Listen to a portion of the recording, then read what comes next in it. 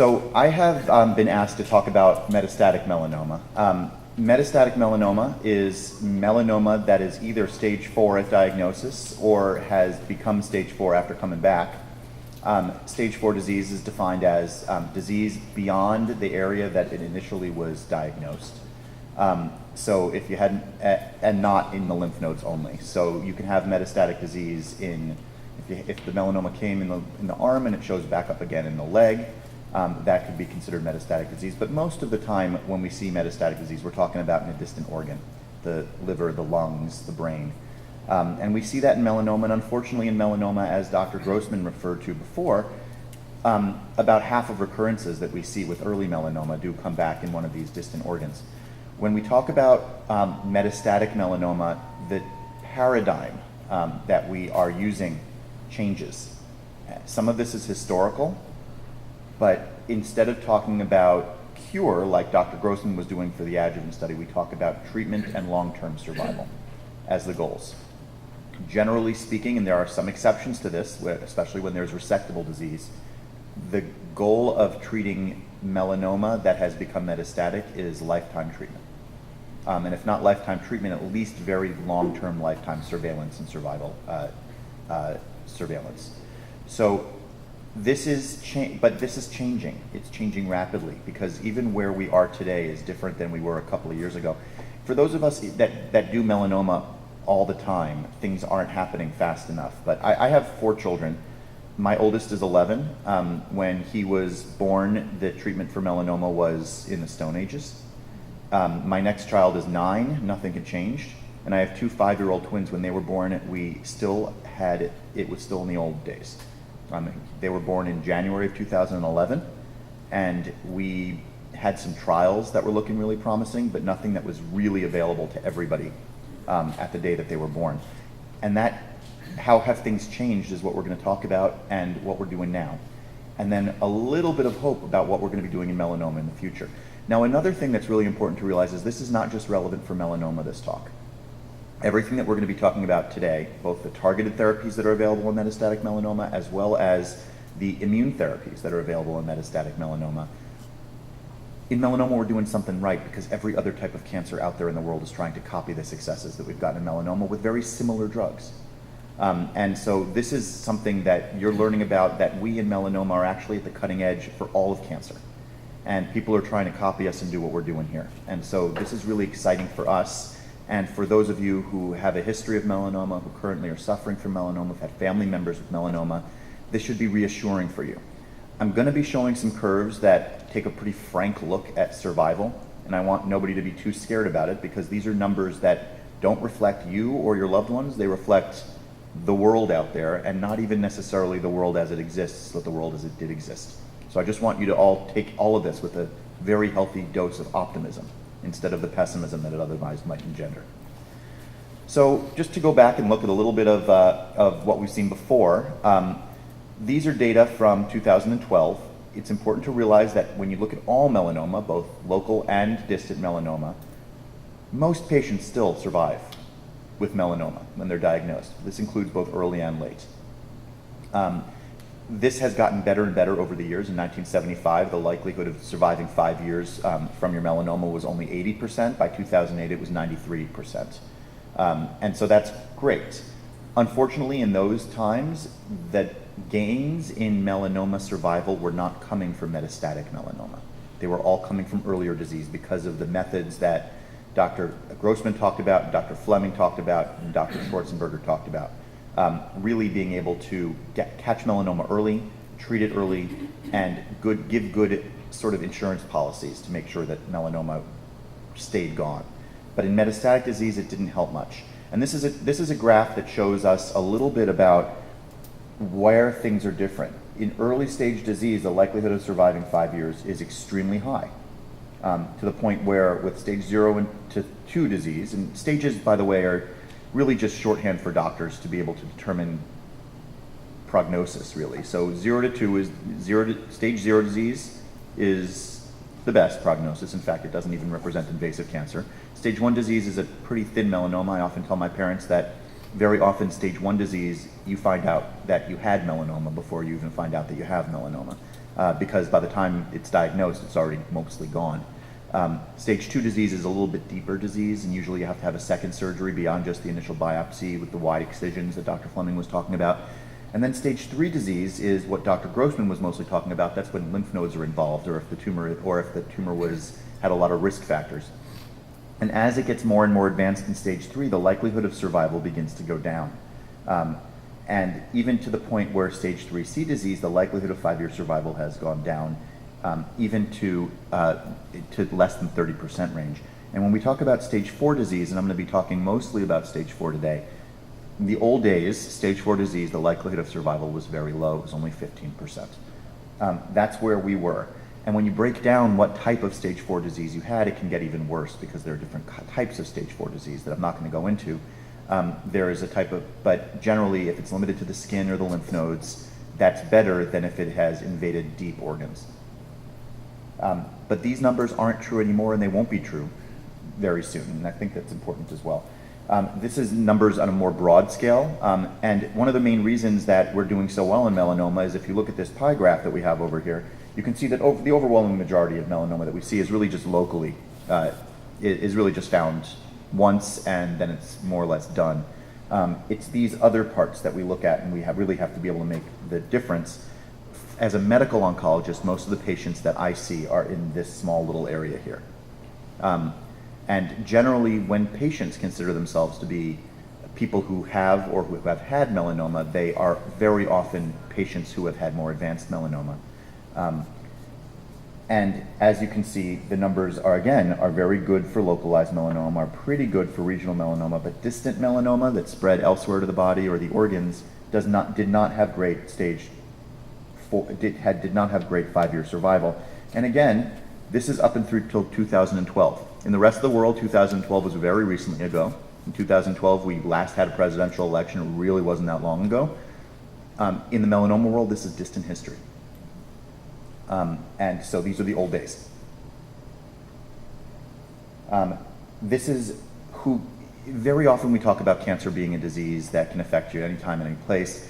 As is always the case in cancer, the older you get, the more likely you are to actually have bad disease. Melanoma is something that you get your risk factors for even beginning early in life, as Dr. Schwarzenberger mentioned, kind of running around like a lobster on the eastern shore of Maryland, increases your risk for the rest of your life. It doesn't just increase your risk for the next few years. And your UV exposure, your exposure to these light, your genetic exposures, they can sort of compound over time. So the older you get, the more cumulative exposure you've had. And the way I kind of point at it is you only get one pair of skin. Your skin's the largest organ in your body, and yes, it regenerates a lot, but damage that you do to your skin at any time in your life is damage that's going to stay done to your skin for the rest of your life. So I'm going to show a bunch of these sort of graphs, and these graphs are complicated to be able to understand, but generally speaking, I'm going to be showing only one kind of graph here. The graph that I'm going to be showing is something called a Kaplan-Meier curve, which is a technical term, and what it means is it looks at a huge number of people who we did something to or we didn't do something to, and we look to see how they did over time. The top of this graph over here, that 1 means 100% of people are fine, nothing bad happened to them. The bottom of this graph means that 100% of people, something bad happened to them. This is how long it took for that bad thing to happen. If it didn't reach 0, that means that nothing bad happened to those people. Okay, so we call this a survival curve.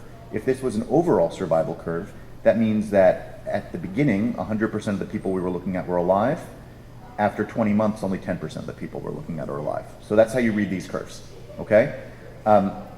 This one is not looking at survival, this is looking at disease progression, which is more or less the same thing, except that over here, 10% of people, their disease hasn't progressed. Progression is bad. Here, because it's time 0, nobody's disease has progressed. This is the old days. This is a bad looking curve. We don't like these curves. These were the best therapy that we had about 25 years ago for advanced disease. It was combination chemotherapy. Nowadays, if you use chemotherapy in melanoma, it's almost malpractice. We don't use chemotherapy in advanced melanoma anymore. But even so, we saw some responses with combination chemotherapy. These therapies, they make interferon look like a walk in the park. These were hardcore chemotherapies that until very recently ago, were the best that we had.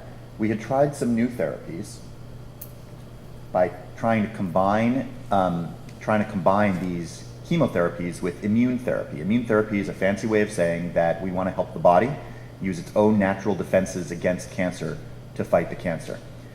Unfortunately, the body has a couple of really interesting parts of its immune system. The first is sort of a knock you out, just boost your immune system totally randomly.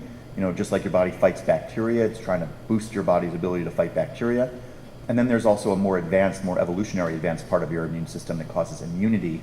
We call that the T cell or the adaptive immune system. And these therapies didn't help with the T cells. They just kind of gave you a big shot of the innate immune system. And as you can see, these two curves, there actually are two curves here that are overlaying, one's blue, one's yellow. These two curves look at the difference between just doing chemotherapy versus combining chemotherapy with some of these sort of shotgun approaches to immune therapy. And the fact that you can't see a difference between the two curves, one of my first teachers in oncology told me that generally speaking, a therapy is only meaningful if you can fit your finger between the two curves.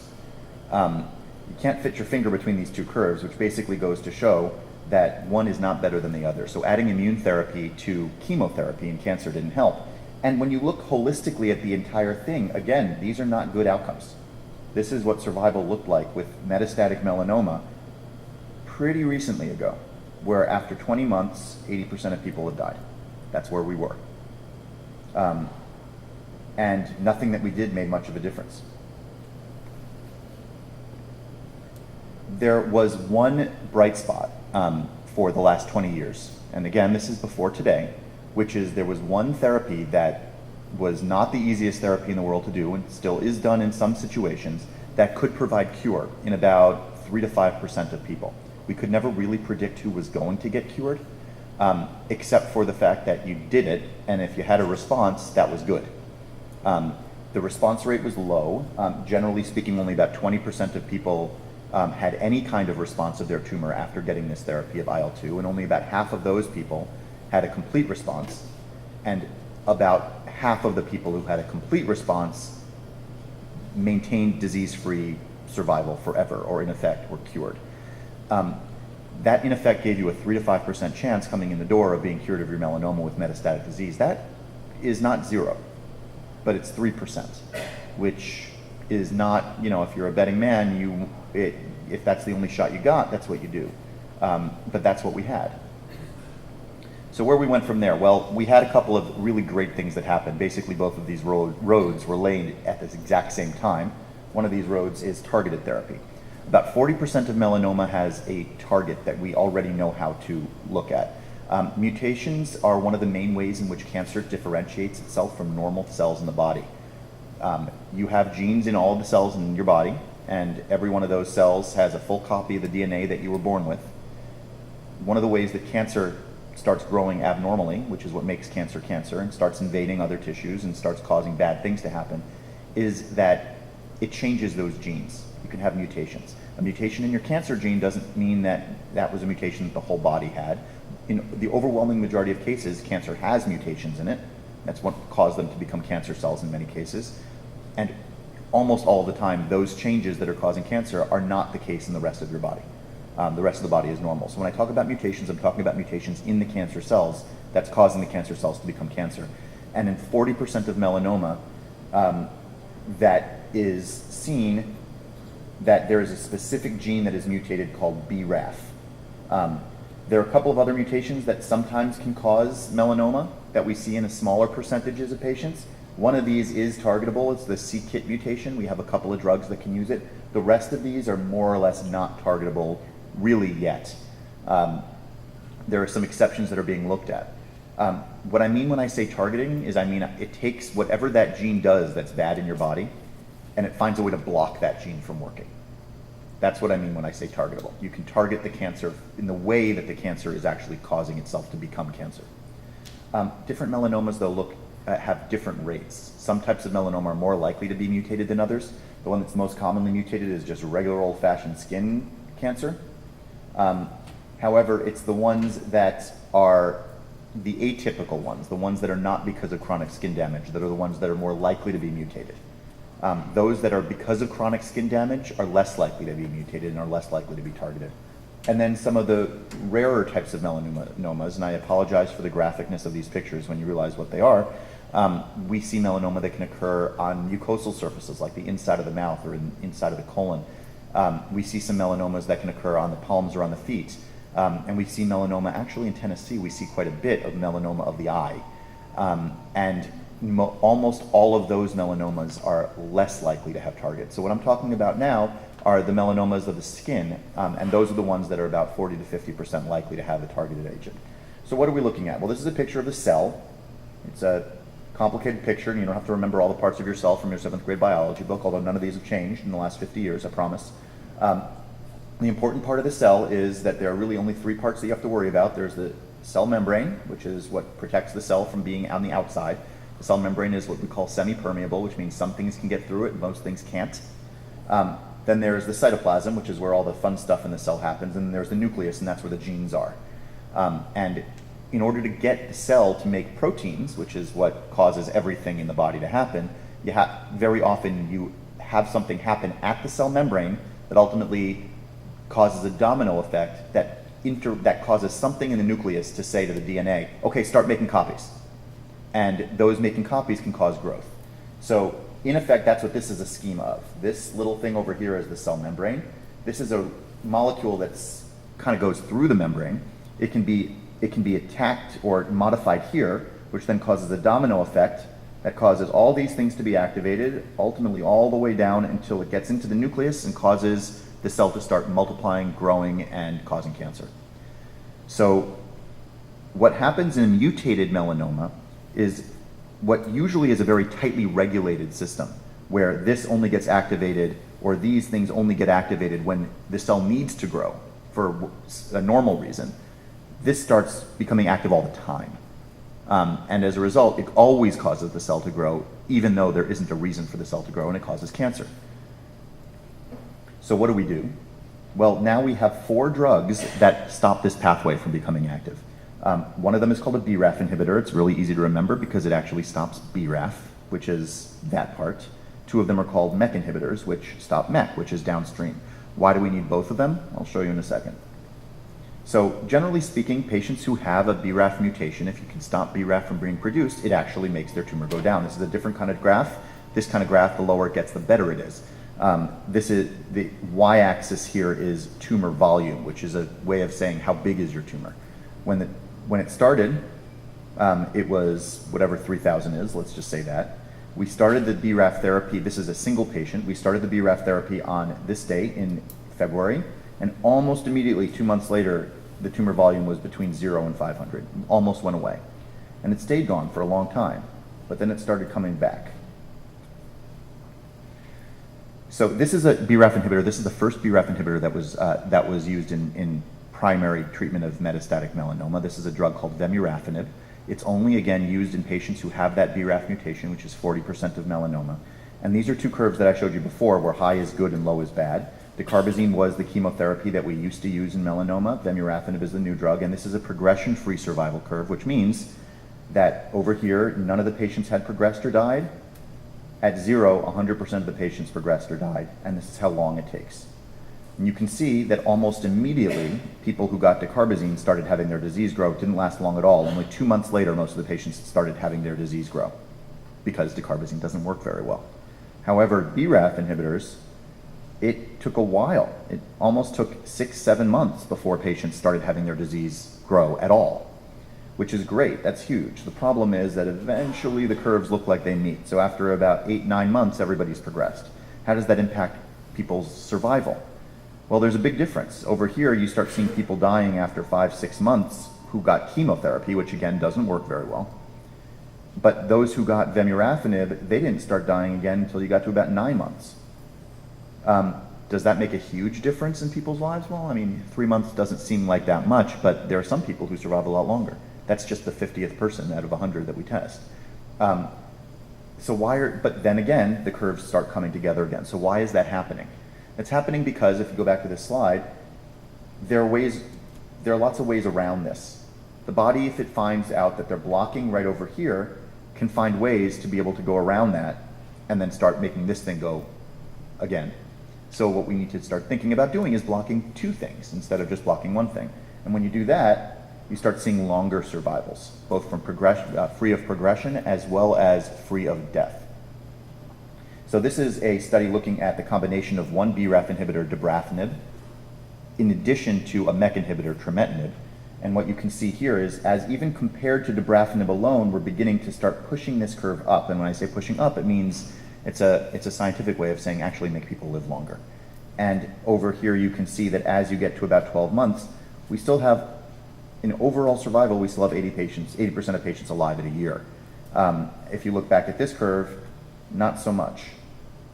When you get to about a year, we hasn't gotten all the way to a year, but you can see that we're below 50% with just one. So this really has made a difference, and we are treating people now with the combination.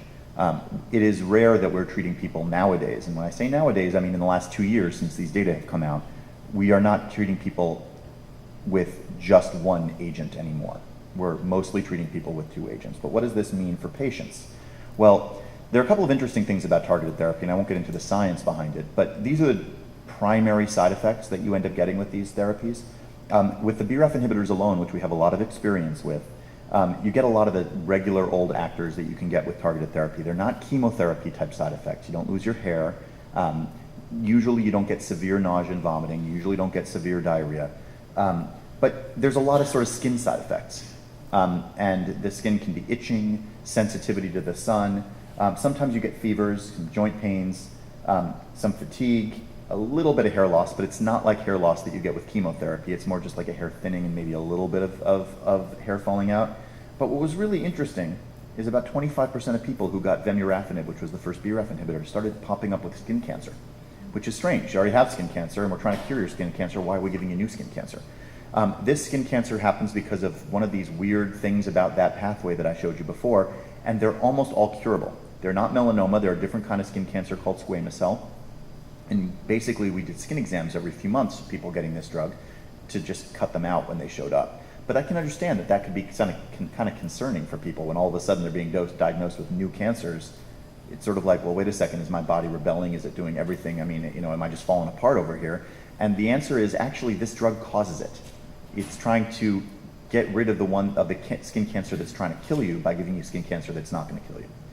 But it's mostly a moot point now because we found out something really weird, which is when we combine these two drugs, the skin cancers go away. The new skin cancers go away, which is unusual. Usually when you combine two drugs, you get the worst side effects of both. In this case, you don't. It actually helps with one of the side effects. It makes the new skin cancers not happen. And that has to do with the pathway blockade, and you don't have to worry about why.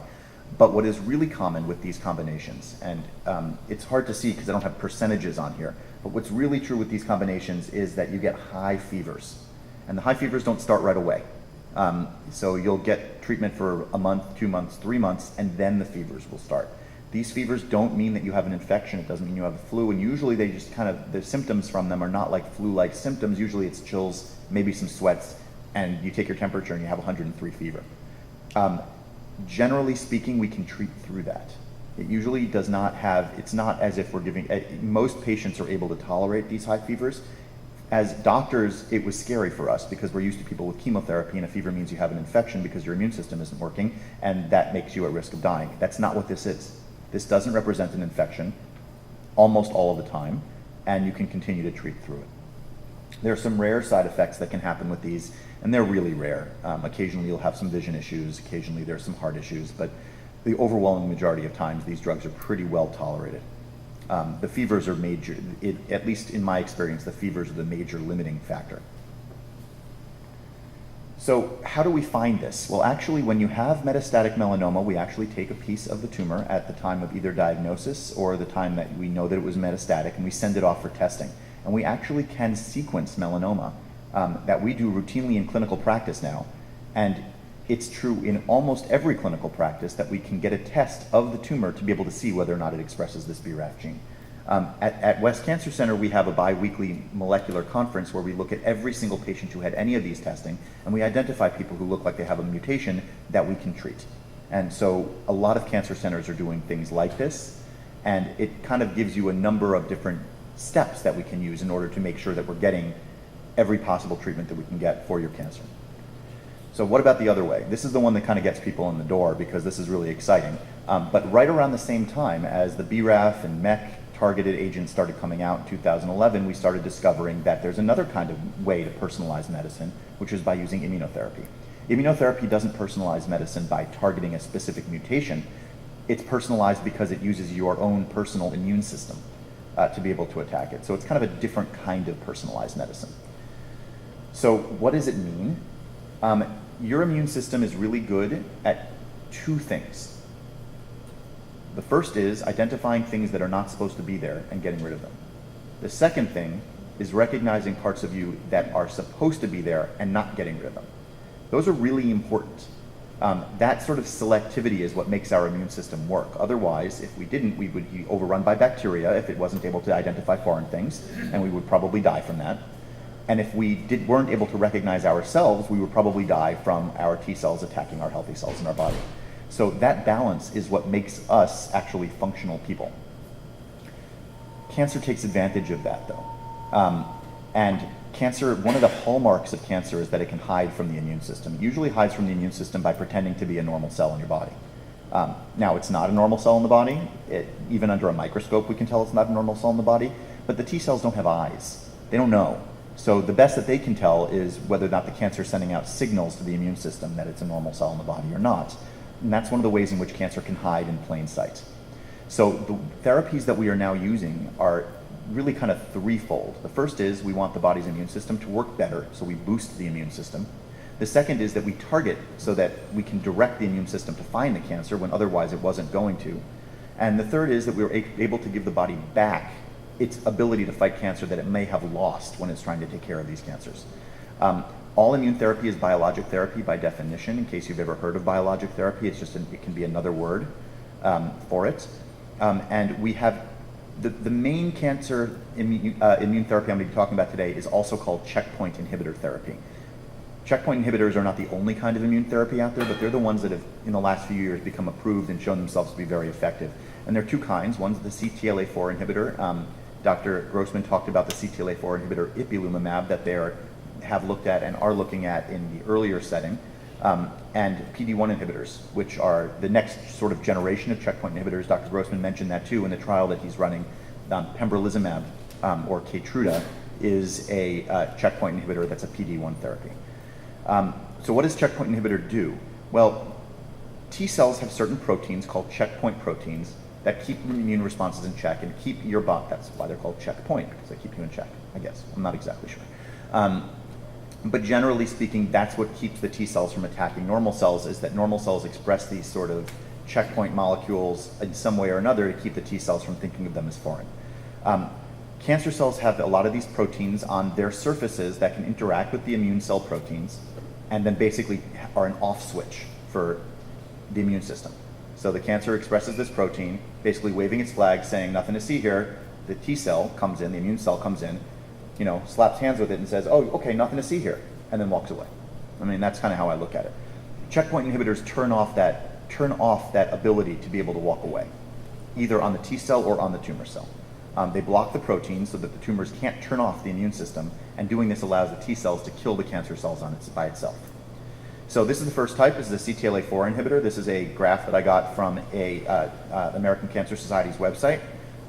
And these are the proteins. So this is the T cell, the immune cell. This is the tumor cell. These are sort of how they hold hands. Don't worry about this part, but what this part tells you is that this is the cell B7. This is the protein expressed that basically interacts with CTLA-4 on the tumor cell, on the immune cell, and says, don't attack me. And it says, okay, I won't attack you. Then we can block CTLA-4 with a drug that we call ipilimumab. That's the one that's available in the clinic. And then when the cancer cell comes out and says, hey, you know what, don't attack me, the T cell's not listening because it can't hear that message anymore because we blocked its ability to hear it.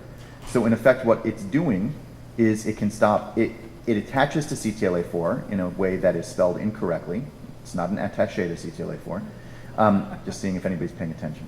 And it allows the T cells to kill the cancer cells, and ipilimumab is the example of that. So what does ipilimumab do? Again, these curves. This is a curve that looks really old, but it's actually only about 6 years old. This was the paper that was presented at a major oncology conference at a time that I was still a baby oncologist, which is actually not that long ago, in 2010, that shows a separation of the curves. So the top line is the ipilimumab, the bottom line is the best other thing we had, which was more or less nothing. And it shows that for survival, there's a difference between these lines. This is kind of interesting shape of this, and this gets a little bit technical. But if you can think about it, in the beginning, a lot of people are kind of doing about the same, regardless of what treatment they got. But as time goes on, these curves separate out more and more, which means that it looks like if you do well with ipilimumab, you're going to stay doing well. You're less likely to do well, but if you do well, you're going to stay doing well. And to the point where even when you get out to the end over here, we now, instead of having less than 10% of people alive at 36 months, we have closer to 30% of people alive after 36 months. So that's where it makes a difference. And that's a hallmark of immunotherapy. And that's the reason that people get so excited about immunotherapy, is because the responses are really long lasting. If you remember when I talked about targeted therapy, the responses happen really quick and they can be pretty good responses, but after a while, everybody recurs. With immunotherapy, that's not the case. Because it's giving your body the tools to fight cancer itself, the body basically retains that ability, and if it actually works, then it's going to work for a long time. I'm not going to talk about the bottom here. You don't have to worry about it. So PD-1 inhibitors. A PD-1 inhibitor is sort of the next generation. The next generation of these things did the same thing. It's just a different molecule. And this is probably a more efficient molecule than CTLA-4. Instead of looking at CTLA-4, and this is actually the wrong graph. I don't think I have the right one, but it looks sort of the same, just has different letters and numbers over here. Instead of CTLA-4 and B7, it's PD-1 and PD-L1. And PD-1 blocks the interaction, allows T cells to kill the cancer cell, and we have two PD-1 antibodies available in the clinics now. One is called nivolumab, goes by the trade name of Opdivo, and the other one is pembrolizumab, goes by the trade name of Keytruda. These curves are looking even better. So when we looked at nivolumab, which is one of those PD-1s, compared to chemotherapy, this is the survival curve. And look at what this looked like. This is the same curve as we saw back here, where we saw more or less everybody recurring. But with nivolumab, people are still alive, more than half of people are still alive, even all the way out to 18 months, which is much better than we saw before. And this is progression. Only about 40% of people are going to progress no matter what you do. But those who don't, they really separate out. The disease is not coming back for a long time with nivolumab as compared to dacarbazine, which was, when they started this trial, the standard of care, which, as I've mentioned before, is chemotherapy and no good. How about the other one? Well, this is a study that was published also in 2015. We're talking about now, looking at comparing pembrolizumab, which is the other PD-1, to ipilimumab, which is very interesting because now we're getting to a point where we know that ipi is better. Ipilimumab is better than dacarbazine. And so this curve, this bottom curve, is actually better than what we would have expected with dacarbazine. And even then, we know that pembrolizumab is better now than ipilimumab. So this study, combined with one other study, has actually shown us, this is for progression-free, this is for overall, and you can see that now we're getting to about 12 months and 80% of people are still alive that are getting these drugs. So you're seeing an advance, and these are all clinical trials. This is not sort of the entire population of the United States. These are people who agree to be part of clinical trials, but we're moving the curve. Now there's the question of, what do you do? Well, if one works and the other works, what about putting both of them together and seeing whether or not they work? And so this was a study that made a lot of headlines about a year ago that looked at combining nivolumab with ipilimumab, which is this orange line up here, as compared to ipilimumab alone. And the middle line was nivolumab alone. Ipilimumab is the CTLA-4 one, nivolumab is the PD-1, and these are them together. This is not looking at overall survival. It's too early to know what overall survival shows, but what we can say is that the combination definitely made you less likely to progress and made your survival without progression longer than ipilimumab. We know that for 100% certain, so you absolutely should not be getting ipilimumab first if you can get the PD-1 inhibitor. And that's true both for the combination is better than ipilimumab, and the single agent PD-1 is better than ipilimumab. The question that everybody has, though, is, well, wait a second, is the combination better than a single agent nivolumab? And the answer is, we don't know. These curves look different. It passes that sort of finger test. But we really don't know. And what makes things even more complicated is that we don't know whether or not there are some patients who do better than others. It's possible that we might be able to pre-select which patients are going to need the combination because they won't respond to single agent, and which patients don't need the combination because they would respond to the single agent. We don't know that yet. But think about how much we do know.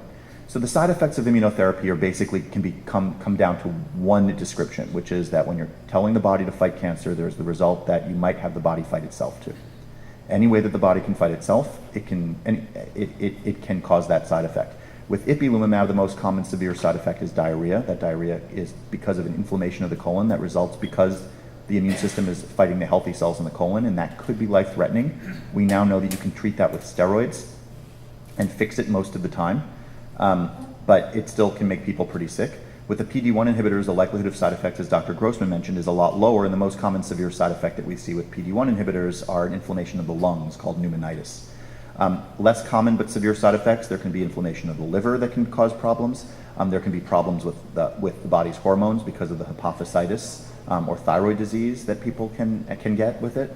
But what's important is that when you combine the therapies, the toxicity goes way up. There are no new toxicities. We're not seeing wacky things happen with the combination that we never saw before, but the likelihood of having any of these toxicities almost doubles. So if the likelihood of getting severe, intestinal problems was 15% with ipilimumab alone, it goes up to about 30% when you combine them together. And that's a back of the envelope, but it can be more severe. In fact, there have been some studies that have recently been published that about half of people who get the combination end up having to be admitted to the emergency room at some point during their course. And about even close to 2/3 end up needing to get steroids at some point in order to be able to manage it. And that's in the real world setting of New York City. If anything here, it might actually be about the same or worse, based on my experience. So where are we now? Well, this one problem with success is that things get complicated. It's a great problem to have, but this is where we are with melanoma today. These are the available therapies that people give in the clinic: ipilimumab, vemurafenib, the combination of dabrafenib and trametinib, pembrolizumab, nivolumab, and nivo plus ipi. These are response rates. This is the rate of having a complete response. This is how long the response lasts. You can kind of just skim this and you can see that there is a lot written here. One thing I didn't talk about though is price. And that is a big problem that we have with success. These are not cheap drugs. They're not cheap. They're not cheap for insurance companies, so they all require special approval. And they're certainly not cheap for patients. We have patients who come in here and say, hey, you know what, I just want to be able to pay for this out of pocket. And I say, okay, well, what country do you own? Because it's really not affordable to pay for. The good news is, at least in Tennessee, generally speaking, insurance companies will provide these drugs if they need to, and the companies do have aid support for patients who, for whatever reason, don't have easy access to these drugs. However, if you have a high deductible, with these drugs, you're going to meet your deductible. Period. There's no, it's just how it goes. If you have a low deductible, you'll meet your deductible too. So it's one of those things. In fact, these drugs often make people hit their lifetime max, which in medical insurance, that's a good thing. In dental insurance, that's a bad thing. That means that they have to end up covering the rest. And insurance companies are beginning to get wise about the fact that these are so expensive and are beginning to start saying, well, do you really need to use two when one would do? And so this is something that we as providers and you as patients and survivors and friends of patients and family of patients are going to have to know about. So what are we doing next? I basically call that the third way. Let's go through the trees and see what happens. Well, now we can think about maybe combining immunotherapy and targeted therapy. Why? Well, because this is what immunotherapy does. Not that many patients do well, but those who do well have done a lot better and they last. They stay good. Instead of being 0% survival at 5 years, we're now at 30% survival at 5 years. But most of the patients don't benefit, as opposed to targeted therapy where everybody benefits, but then they recur. So the goal is that we should be able to make more people benefit and never make them recur. So maybe if we combine both of them, that would work. The problem was that when they first started doing that with the CTLA-4 inhibitor ipilimumab and vemurafenib, which is the BRAF inhibitor, they found that it was too toxic and they ended up having to abort the study. People are going back and looking again, especially now that we have more tolerable therapies. And there are a couple of big studies that are out there right now looking at doing these types of combinations with immune therapy together with targeted therapy for patients who have the mutations. Combining other immunotherapies. Ipilimumab plus the PD-1s are pretty toxic. Maybe we can use PD-1s, which is one of those drugs that works the best, and take another type of immune therapy. Maybe instead of a checkpoint molecule, we can do some sort of amino acid targeting or something else that's fancy, that it doesn't really matter that much. Or we can try vaccines or viruses that can potentially combine with PD-1s. And the goal is not necessarily always to make a higher response rate than we see with the combination of ipilimumab and nivolumab, but to at least make the toxicity more bearable so more people can get it and benefit from that. And then to get even really fancy, we're doing these almost mini transplants now, not necessarily in melanoma, but there are studies looking at them where we basically take your immune system out. We basically equip it with like smart bombs and Captain America suits and send it back into you and say, okay, go for it, now we can attack. They actually take out the immune system, and there are a couple ways of doing this. One of them is called CAR T-cell therapy that they're doing in a lot of blood cancers. There's another one called adoptive T-cell, which is a CAR T-cell is one type of it, but the other one is where they basically take it out, they modify it, they put it back in you. These are promising and not quite ready for prime time yet, but you might hear about it in clinical studies when you go to websites. So where are we today? This is what the survival curve looked like when my 5-year-old twins were born. So 1-year survival was 28%. That means that 75% of people who were diagnosed with advanced melanoma would not be alive in a year. And after 2 years, that was down to only about 11%. Ipilimumab changed that. Ipilimumab, the 1-year survival went way up. Now almost 50% of patients are alive at a year. 22 then, though, were alive. Well, that 22 is actually not correct. That's actually the 3-year survival, and actually that's also the 5-year survival and possibly the 10-year survival, because if you respond to ipilimumab and you do well for 2 years, you're actually probably almost cured.